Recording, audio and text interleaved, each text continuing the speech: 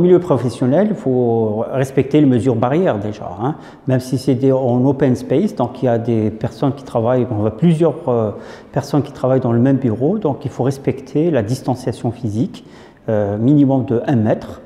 Et bien sûr, lorsqu'on s'approche d'une personne à une autre pour remettre un document ou bien pour discuter avec une autre personne, dès qu'on voit la personne qui se rapproche, donc on met automatiquement notre bavette. Donc le lavage des mains, donc le plus souvent possible. Éviter de toucher tous les objets communs tels que les portes. Donc vous avez aussi les micro-ordinateurs, tout ce qui est papier, tout ce qui est documents, etc. Même si vous les portez, il faut penser toujours à se désinfecter les mains juste après les avoir touchés. Chaque fois que vous pensez avoir touché quelque chose qui a été déjà préalablement touché par une autre personne, il faut toujours penser à se désinfecter les mains.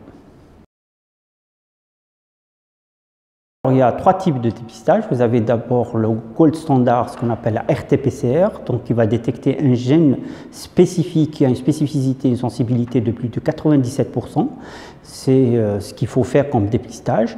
Ensuite, vous avez le deuxième, c'est les tests antigéniques qui ont 60% d'efficacité et qui détectent malheureusement que les cas symptomatiques. Donc c'est du premier jour des symptômes jusqu'au maximum 5 à 7 jours pendant les symptômes. Et après ça disparaît, donc ça donne des faux négatifs.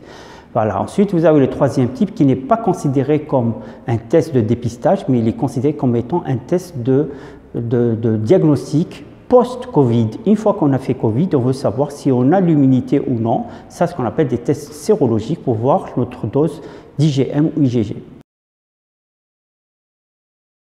Il faut savoir qu'on a 3 types de vaccins. On a ce qu'on appelle le vaccin ordinaire, qui est le Covid-19 lui-même, qui est mis en culture, sur des cultures cellulaires ou bien traités chimiquement, pour atténuer, pour ce qu'on appelle enlever sa virulence. Et ce même vaccin, ces mêmes particules non virulentes qui seront introduites au niveau du corps humain pour qu'il puisse produire des anticorps dirigés contre une future infection contre le Covid-19.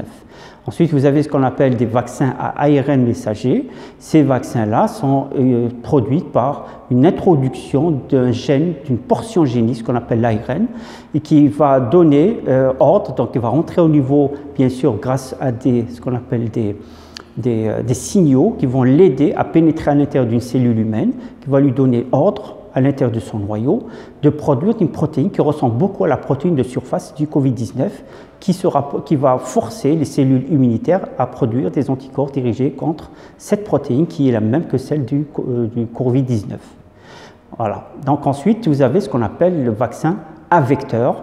Donc c'est un autre type de virus qu'on appelle les adénovirus. C'est le même vaccin du Sputnik 5 par exemple, sur laquelle on va introduire une protéine qui va se retrouver au niveau de la surface des cellules humaines après la digestion au niveau des cellules, et donc il va rester au niveau de la surface humaine qui va produire des anticorps dirigés contre cette protéine qui est la même que Covid-19. Il faut savoir que les 3 types sont efficaces contre tous les mutants qui existent à l'échelle mondiale.